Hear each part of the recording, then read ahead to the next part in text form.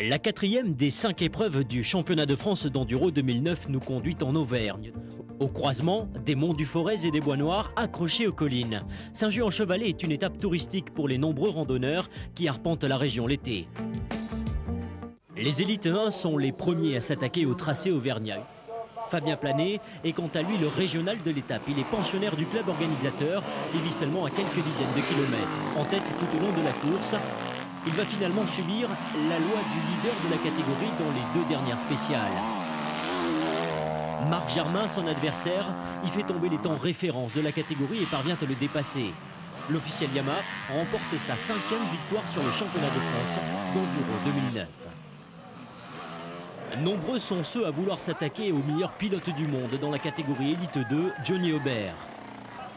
Deuxième, Emmanuel Albepard peut se vanter d'avoir fait vaciller le géant Aubert pendant une demi-journée. En revanche, dès que le terrain porte la trace des premiers passages, Aubert est imbattable. Il passe largement en tête de la catégorie et s'impose avec 37 secondes d'avance. Chez les grosses cylindrées de l'élite 3, il y a encore un monde. Car devant, ce n'est pas une surprise, tout se joue entre Sébastien Guillaume et Christophe Lambotin, les 2 artilleurs français du championnat du monde. Ils signent systématiquement les mêmes temps en spécial. La victoire revient donc à son homologue de chez Husqvarna, avantage Sébastien Guillaume au classement du jour comme au championnat. C'est le départ de la seconde manche de Saint-Just-en-Chevalet avec une nouveauté de taille, la pluie. Sur ce type de terrain, Julien Gauthier et Marc Jarmin se démarquent. Chacun des 2 pilotes va chuter.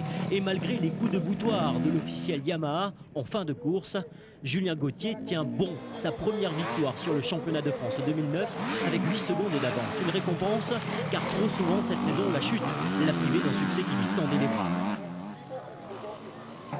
C'est l'un des coups durs du week-end chez les élites 2. Sur cette image, Kevin Amar, au guidon de sa Honda privée, se blesse sérieusement au genou et doit abandonner.